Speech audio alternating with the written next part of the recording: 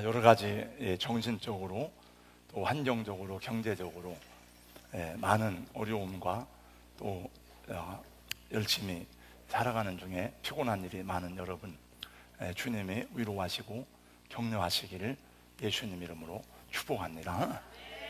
볼륨을 조금 높여주세요. 오늘은 종려주일입니다. 종려주일에는 늘 성찬식을 하고 또 오후에는 세례식도 해야 하는데 마땅히 해야 할 일들을 하지 못해서 마음이 많이 안타깝습니다. 오늘은 마태복음 말씀을 계속 전하겠습니다. 마태복음 강의 97번째 시간입니다. 지금 우리는 예수님께서 예루살렘에 입성하셔서 마지막에 한 주간 구속사역을 이루는 과정에 있는 말씀들을 듣고 있습니다. 지난 주일에는 포도원 농부에 대한 말씀을 전하였습니다. 포도원의 농부들은 주인이 세를 받으러 보낸 그 종들을 보냈는데 그 종들을 돌로 치고 때리고 죽였습니다. 주인이 아들을 보내자 그 아들도 포도원 밖으로 끌고 나가서 죽이고 말았습니다. 왜냐하면 자기들이 포도원의 주인이 되려고 그렇게 악하고 나쁜 일을 한 것입니다. 대제사장과 장로들은 예수가 비유로 말씀한 포도원 농부가 자기들을 가리키는 말씀인 줄 알았나요? 몰랐나요? 알았습니다. 21장 45절 말씀해 보니까 대제사장들과 바리새인들이 예수의 비유를 듣고 자기들을 가리켜 말씀하심인 줄 알고 그래서 예수를 잡으려고 했습니다. 그러나 많은 백성들이 거기에 있기에 그 일을 하지 못하고 다음으로 미루는 것입니다.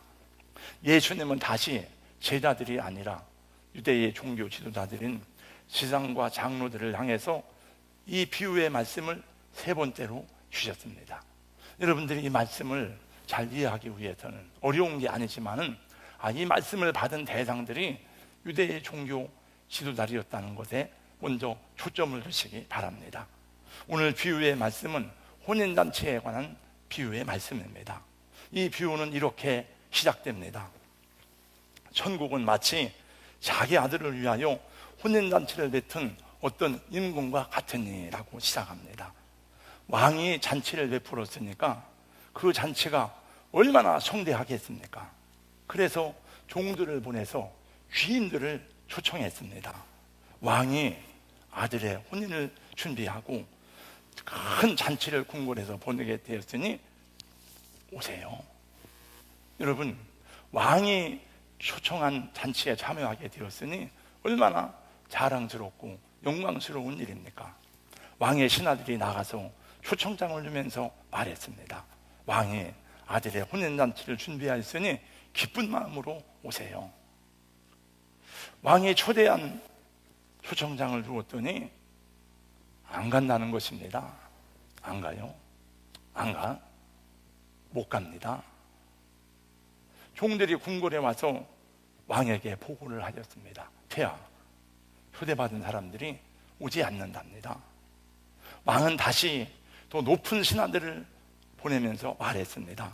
4절에 보니까 다른 종들을 보내며 이르되 청한 사람들의 이르기를 내가 오찬을 준비하되 나의 소와 살찐 짐승을 잡고 모든 것을 갖추었으니 혼인잔치에 오소서. 그랬더니 어떤 일이 생겼습니까? 5절 6절을 다 같이 함께 읽겠습니다. 다 같이 5절 6절입니다. 그들이 돌아보지도 않고 한 사람은 자기 밭으로 한 사람은 자기 사업하러 가고 그 남은 자들은 종들을 잡아 모욕하고 죽이니. 우리는 포도원 농부들이 주인의 종들을 잡아 죽이고 그리고 그 아들까지 죽이는 모습을 지난주에 보았습니다마는 여기 왕의 잔치에 청함을 입은 사람들도 보통 사람들이 아닙니다. 여러분, 이게 무슨 배짱입니까? 고대 왕이라면 절대 권력을 가진 군주인데 왕의 초대를 이런지하에 거절하고 왕이 보낸 종들을 잡아서 모욕하고 죽이다니 이게 자기 정신을 가지고 할 수 있는 일입니까? 지난 주일날 들은 포도원 농부들의 비유하고 비슷한 내용입니다. 잔치를 준비한 왕은 하나님을 말씀하는 것이고, 종들은 선지자를 말하는 것이고, 복음 전파자들을 말하는 것입니다. 그리고 아들의 혼인잔치는 아들 예수님이 이루시는 그런 잔치를 말합니다. 왕의 초대를 거절한 사람들은 유대인들, 특별히 유대의 종교 지도자들을 말하는 것입니다. 왜 이 사람들은 왕의 초청을 거절하고 왕이 보낸 종들을 모욕하고 죽였습니까? 왕의 아들의 잔치에 관심이 없다는 것입니다. 그들이 평안하게 사는 것, 그들이 잘 사는 것은 왕이 나라를 잘 다스려주고 왕이 보호해 주셔서 잘 사는 것인데, 왕의 은혜를 모르는 것입니다. 왕에게 관심이 없는 것입니다. 다른 말로는 하나님의 나라, 하나님의 영광, 메시아의 나라에 대해서는 관심이 없는 것입니다. 그들의 관심은 오직 자기들에게만 있었습니다. 오늘 말씀에 5절 말씀에 보니까 그들이 돌아보지도 않고 한 사람은 자기 밭으로, 한 사람은 자기 사업하러 가고 자기를 위해서만 살겠다는 것입니다. 그들의 관심은 자기 소유, 자기 재산, 자기 기업에만 있었습니다. 내가 잘 되고 내가 부유해지고 내가 독점해야 한다는 것입니다. 누가복음 12장 말씀에 보면 한 부자가 나옵니다. 농사가 잘 되어서 풍년이 들었습니다. 저 앞에 보세요. 그러니 뭐라고 말합니까? 심중에 생각하여 말하기를 내가 곡식 쌓아둘 곳이 없으니 어찌할까 하고, 또 이르되 내가 이렇게 하리라. 내 곡간을 더 크게 짓고 내 모든 곡식과 물건을 거기 쌓아두리라. 또 내가 내 영혼에게 이르되 영혼아, 여러 해 물건을 많이 쌓아두었으니 평안히 쉬고 먹고 마시고 즐거워하자 하리라. 이 짧은 구절에 나라는 단어가 5번 나옵니다. 내가, 내 영혼아, 내 곡간, 내 소유. 하나님이 들어갈 자리가 조금도 없습니다. 이웃을 향한 관심이 조금도 없습니다. 내 인생의 주인이 나지, 누가 내 인생의 주인이란 말이야. 내 것을 내 마음대로 하는데 누가 뭐라고 하는 거야? 누가 내 인생을 간섭하고 나를 오라가라 하는 거야? 다 내 것인데, 내 마음대로 하는데, 내가 주장하는데. 그때의 주님이 비유의 끝에 말씀하십니다. 하나님은 이르시되 어리석은 자요, 오늘 밤에 내 영혼을 도로 찾으리니 그러면 내 준비한 것이 누구의 것이 되겠느냐? 여러분, 한낱 피조물 된 우리 인생들이 조금 잘 산다고, 조금 지식이 있다고, 조금 권세가 있다고 얼마나 교만하고 오만하게 말하는 일이 많은지 모릅니다. 하나님이 보실 때 너무나 가소롭고 오만하고 교만하게 보이는 거예요. 어찌하여 이방 나라들이 분노하며 민족들이 허사를 경영하는고, 어찌하여 세상의 군왕들이 나서며 관원들이 서로 꾀하여 여호와와 그의 기름 부음 받은 자를 대적하며 우리가 그 맨 것을 끊고 그의 결박을 벗어버리자 하느뇨.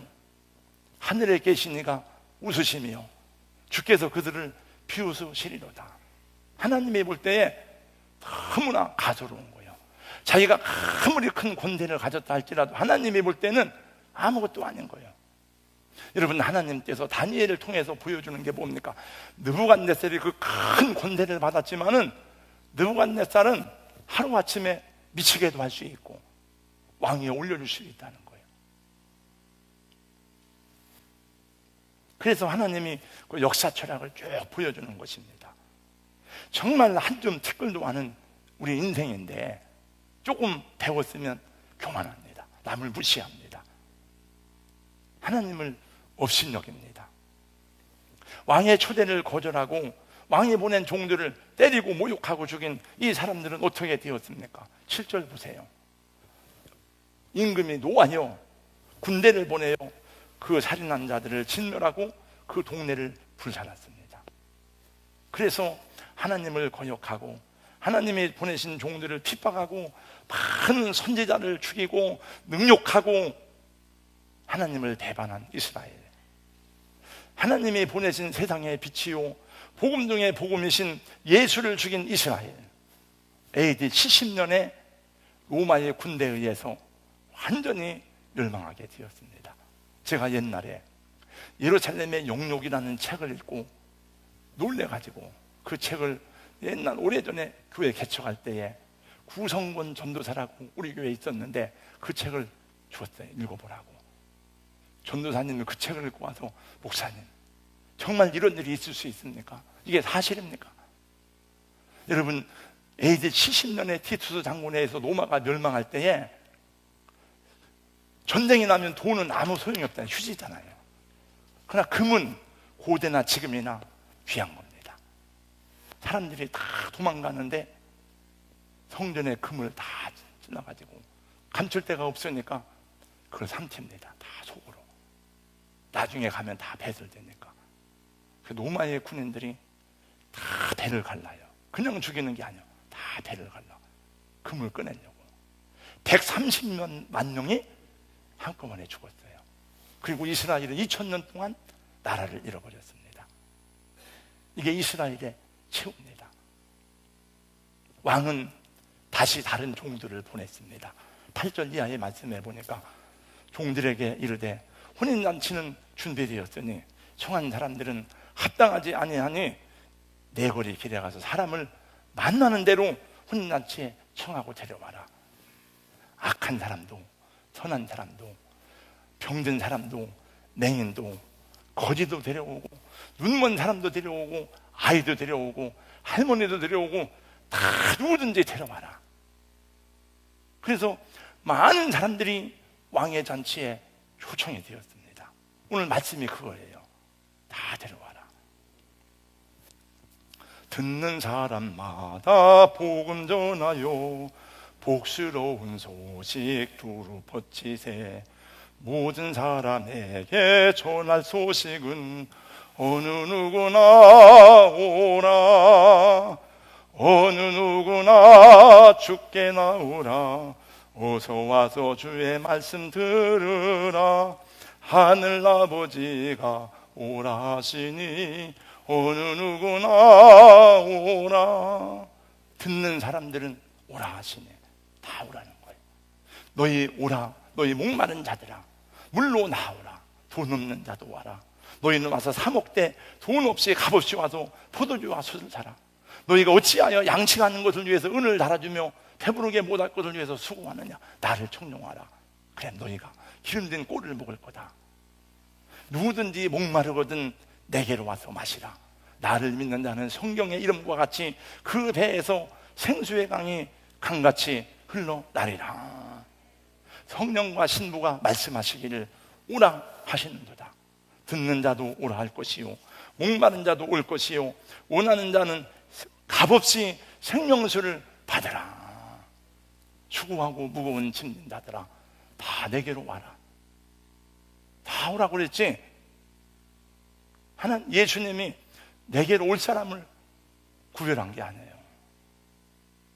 오라 오라 방황치 말고 오라. 죄 있는 자들아 이리로 오라. 주 예수 앞에 오라. 다 오라는 거예요. 예수님은 천국을 얘기할 때마다 거의 대부분이 잔치하는 나라로 비유하셨어요. 오늘날은 잔치가 하도 배가 부르고 먹을 게 많으니까 잔치가 귀하지 않지만 옛날 우리 어릴 적 시골에서는 누구네 집에 아들이 장가간다, 누구네 집에 딸이 시집간다 그러면은 정말 우리 어린 때에는 그 잔치가 기다려졌습니다. 대전에서 사신 장로님들은 도시에서 살아서 모르겠습니다만 옛날 시골에서 잔치할 때는 보통 가난한 집도 3일 했어요. 3일. 좀 부잣집은 일주일 합니다. 그러면 읍내의 거지를 또 다 와가지고 음식을 먹고 술을 마시고 노예를 하고 다 오는 거예요. 애들도 막 좋아가지고 잔치를 하는 거예요. 네. 가난한 시절이지만은 잔치는 정말 좋은 거예요. 흥겨움이 있고 기쁨이 있고. 여러분 천국은 기쁘고 즐거운 잔치하는 나라입니다. 여러분, 천국은 행복한 나라입니다. 사랑과 기쁨이 넘치는 나라인 것입니다. 예수님은 공생애를 시작하시면서 행한 첫 번째 이적도 가나의 혼인잔치에서 물이 변하여 포도주가 되게 하신 이적을 베풀어 주셨어요. 포도주가 다 떨어졌어. 손님이 너무 많이 와서 큰일 났어요. 포도주가 없는 잔치는 이게 있을 수가 없는데 예수님이 물이 변해서 포도주가 되게 했습니다. 그 잔치가 계속되는데 사람들이 와서 포도주 맛을 보고, 야, 놀랍다. 정말 이 신랑은 귀한 신랑이구나. 보통 사람들이 포도주 마시고 취하면 그 다음엔 안 좋은 걸 내는데, 갈수록 좋은 포도주가 나오네. 그리고 신랑을 칭찬했어요. 포도주가 어디서 나왔는지 모르지만은 물떠온 하인들은 알았어요. 그게 오늘 본문에서도 잔치를 배설한 왕은 하나님을 가리키는 말씀이에요. 하나님은 천국이라는 큰 잔치를 배설하고 사람들을 초청합니다. 우리 왕 되신 하나님은 저와 여러분을 위해서 마지막 날 어린 양의 혼인잔치를 준비하시고, 그 잔치가 하루 이틀이 아니에요.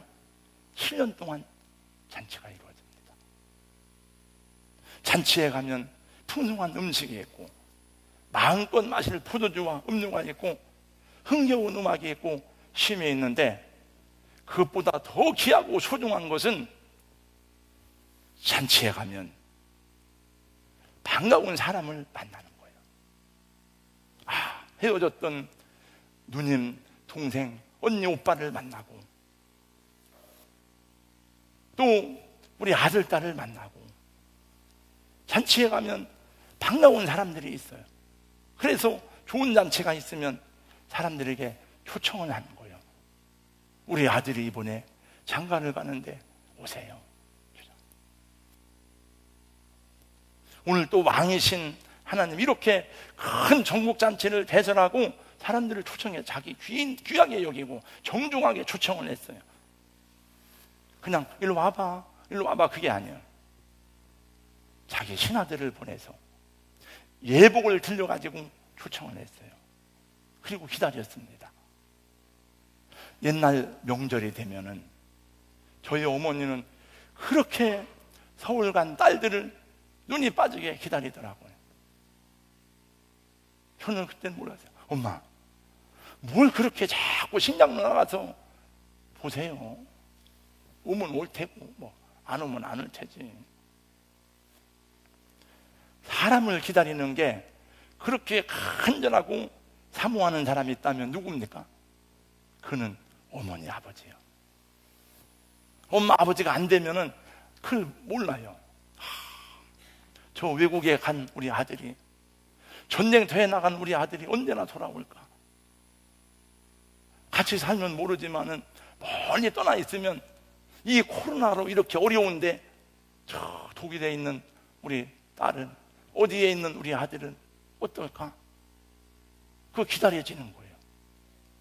하물며 여러분, 하나님은 어떠하십니까? 하나님은 정말 오랫동안 참고 인내하고 기다리셨습니다.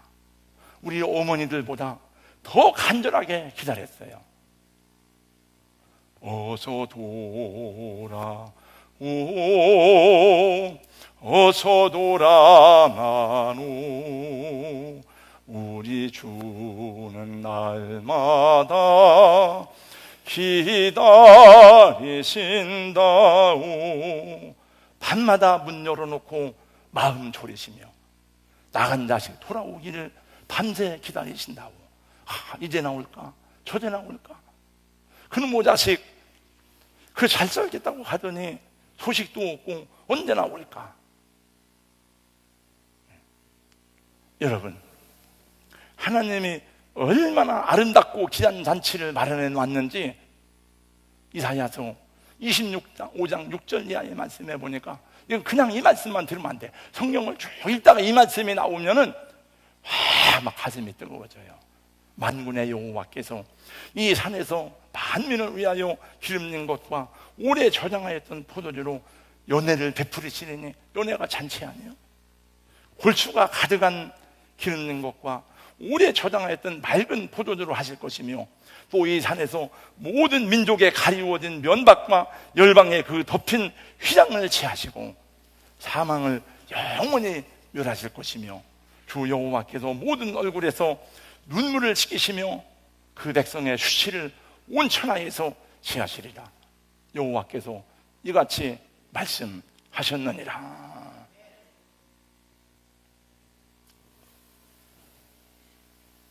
그래서 그 아들을 십자가에 내어주심으로 그 모든 죄와 허물을 속량하시고 그 보혈의 피로 씻어주시고 영원한 구원의 기쁨으로 우리에게 베푸실 은혜와 축복을 이사야 선지자는 예언한 것입니다. 이렇게 귀하고 복된 잔치를 준비하고 오랫동안 준비하고 이 잔치를 대설했는데 못 가요?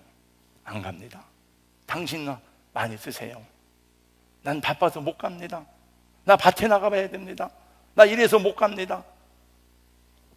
그리고 그러면 왕을 모욕하고 무시하는 것이 되지 않습니까? 왕을 위한 잔치가 아니라 사실은 그 백성들을 위한 잔치입니다. 그런데 왕의 호의를 짓밟아버린 거예요. 로마서 말씀이 생각납니다. 너희가 하나님의 인자하심과 하나님의 용납하심과 하나님의 오래 참으심을 멸시하느냐? 너희가 그 하나님의 사랑과 그 은혜를 발로 받느냐? 그래서 오늘 또 사람들이 거절합니다. 당신 나 믿어? 당신 나 천국 가? 당신 나 예수 잘 믿고 만난 가? 8절 말씀해 보니까 혼인잔치는 준비되었으나 청한 사람들은 합당치 아니하니.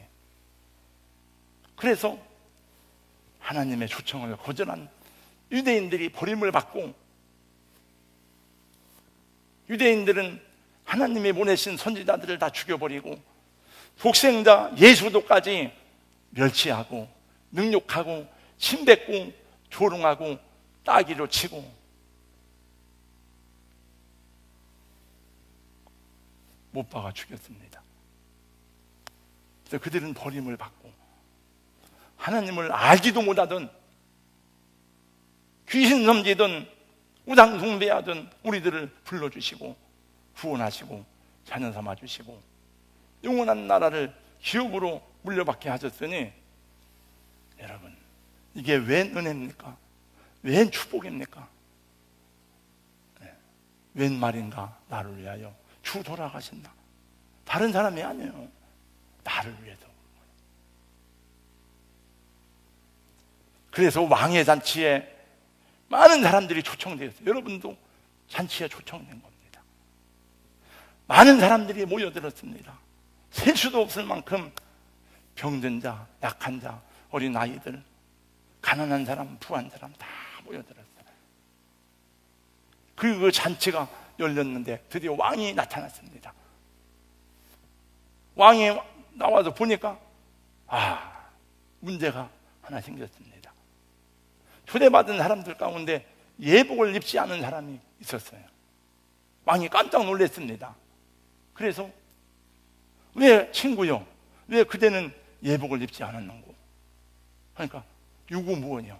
입이 있지만 말을 못하는 거예요.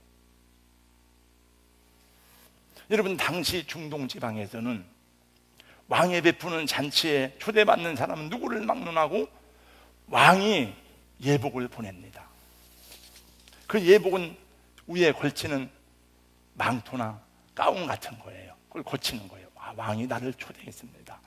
왕. 그러면 그 자연스러워하고 하는 거죠.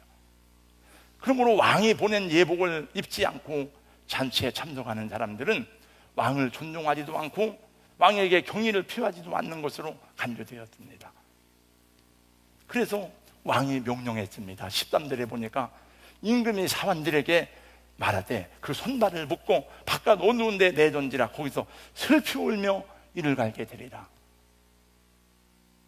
여러분, 슬피 울며 이를 가는 곳은 한 군데밖에 없습니다. 그것은 하나님이 없는 지옥을 말합니다. 그러면서 예수님 오늘 비유의 마지막으로 이렇게 말씀합니다. 청함을 받은 자는 많되 택함을 받은 자는 적으니라. 다 같이 저를 따라서 해주세요. 청함을 받은 자는 많되 택함을 받은 자는 적으니라.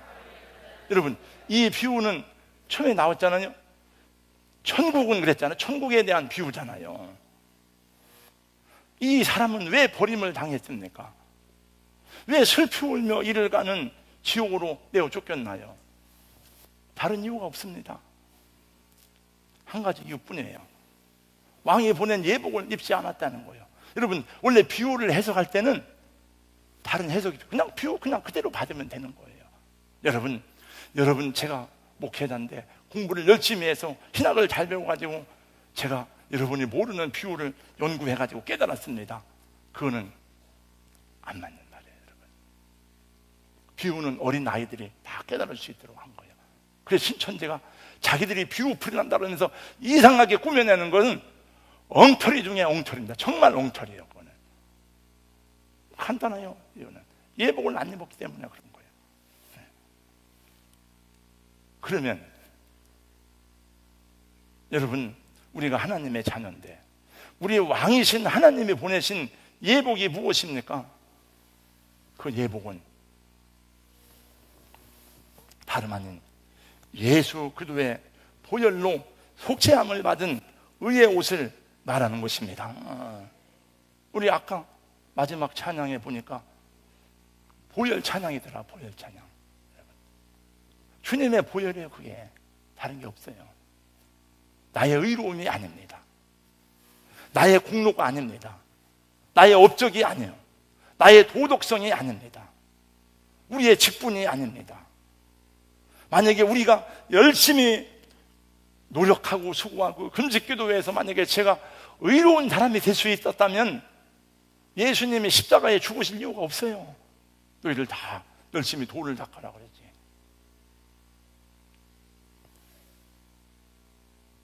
계시록 7장 말씀해 보니까 구원받은 14만 4천 명이 종려나무 가지를 입고 흰 옷을 입고 막 찬양하는 내용이 나와요. 장로 중 하나가 말합니다. 흰 옷 입은 자들이 누구냐? 어디서 왔느냐? 물어요. 그랬더니 요한이 말하기를 주여 당신이 아시나이다.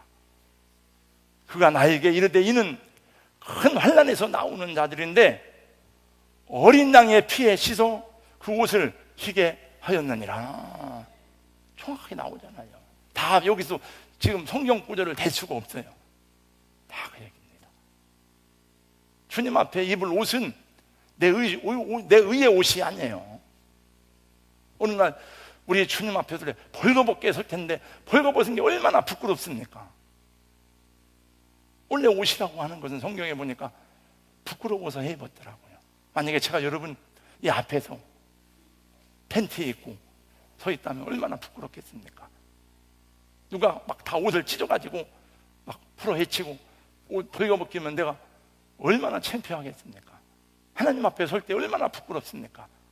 그래서 주님의 보혈로 다 우리를 덮어요. 원래 블레싱이라는 말 자체가, 축복이라는 말 자체가 블리드, 피를 흘리다, 피로써 덮어주다 그런 뜻입니다.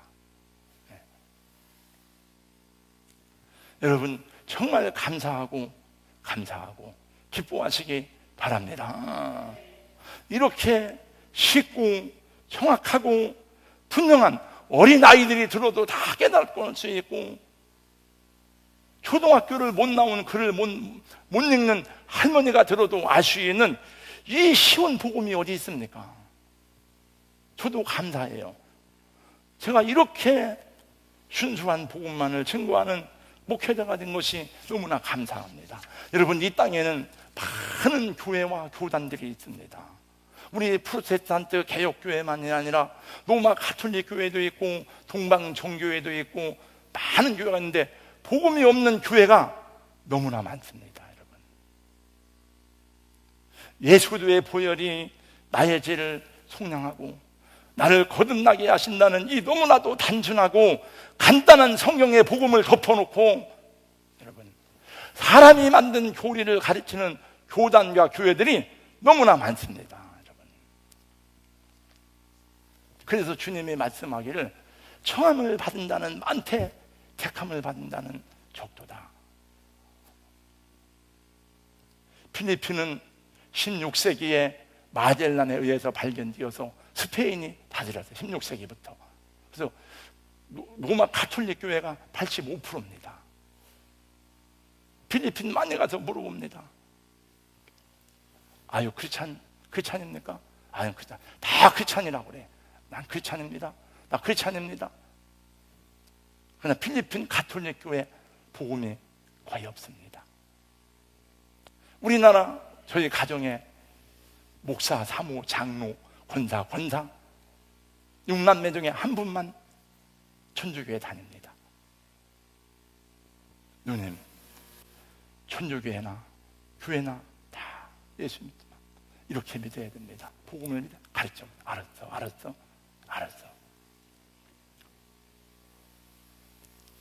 몇 달 만에 만나거나 1년 만에 다시 물어보면 복음 없어요. 다시 돌아가.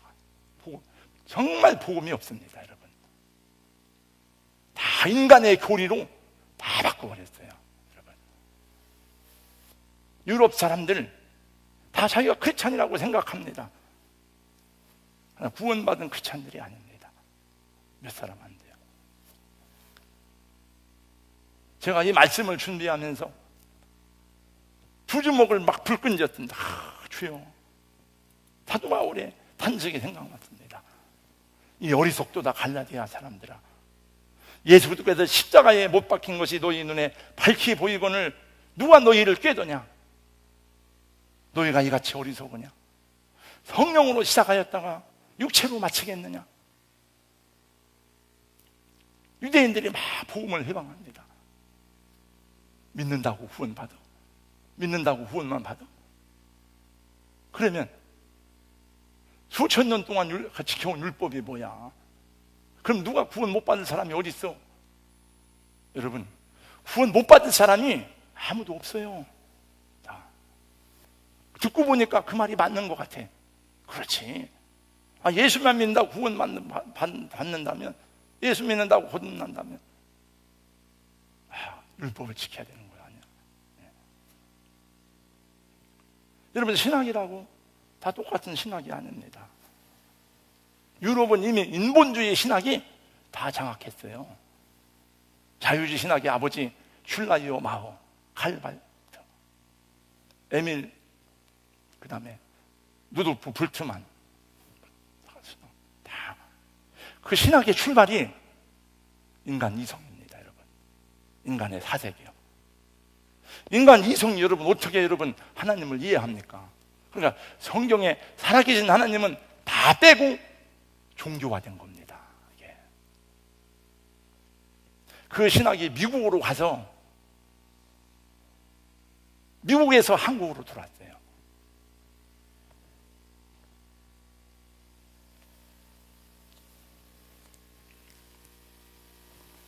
우리 아들이 잘 모르겠어요. 혹시 오해하진 말고, 저를 다니면서 평범하지 공부를 잘하는 아들은 아니지만은 비빌컬에서 MDB를 받고 하는 중에 예일 대학을 간다는 거예요. 또 거기가 실력이 되냐?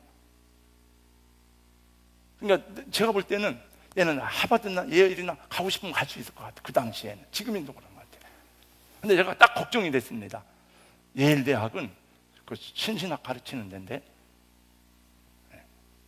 여러분, 장로교회가 맨 처음에 분열된 것도 WC 그 문제 때문에 분열된 겁니다. 이게 원래 처음엔 교리적인 문제 때문에 분열된 거예요, 원래.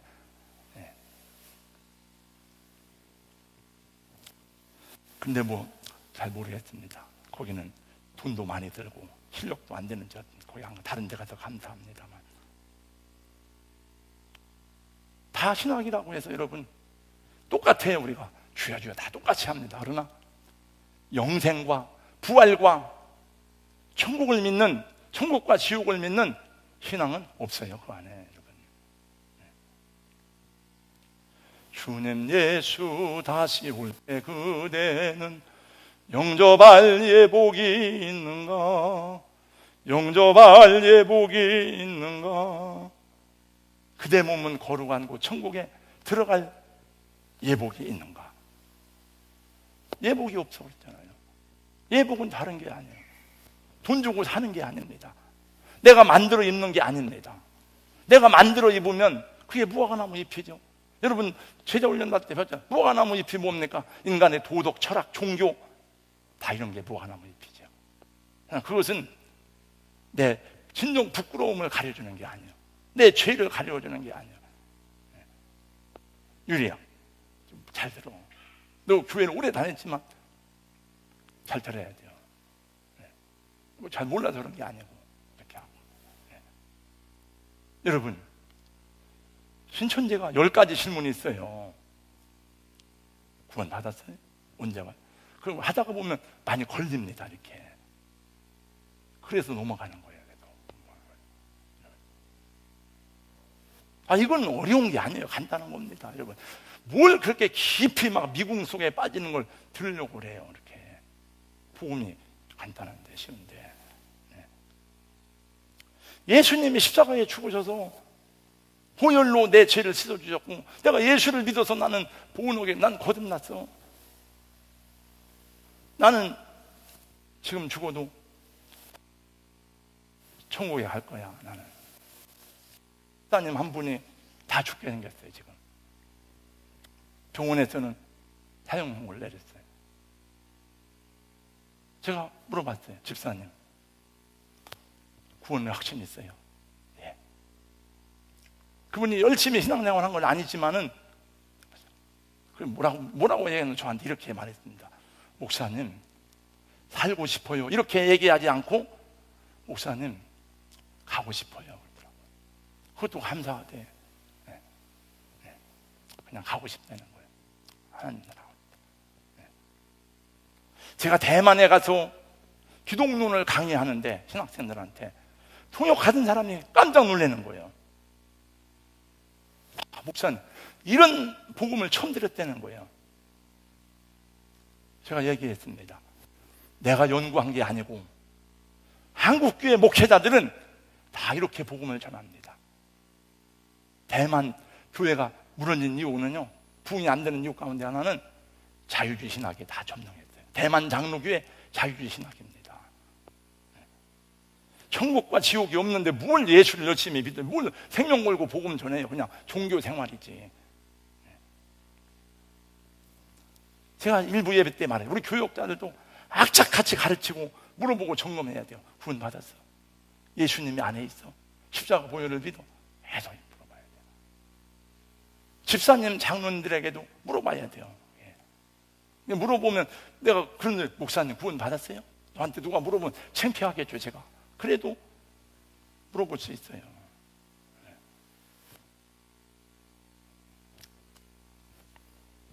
이번 주간이 고난 주간이 시작되고 다음 주일이 부활절입니다. 제가 사실은 주일날 설교 보통 35분 했는데 이 영상 예배를 하고 코로나 오면서 하면서부터 설교가 40분, 45분 막 넘어가더라고요. 그래서 이번 주에는 짧게 해야 돼, 짧게 해야지 했는데 짧게 해가지고 다 줄여도 안 되는 거예요. 제가 이 메시지를 들어보거든요. 지난 주일에는 내가 한 설교를 보면서 그게 심각한 메시지인데 뭐 심각하다. 왜 저렇게 실실 웃으면서 하나. 그래서 제가 제 아내 보고 그랬대요. 왜 설교를 저기 실실 웃어가면서 하지? 제 아내가 하는 말이에요. 다 우리 심각하게 들었어요. 그러더라고요.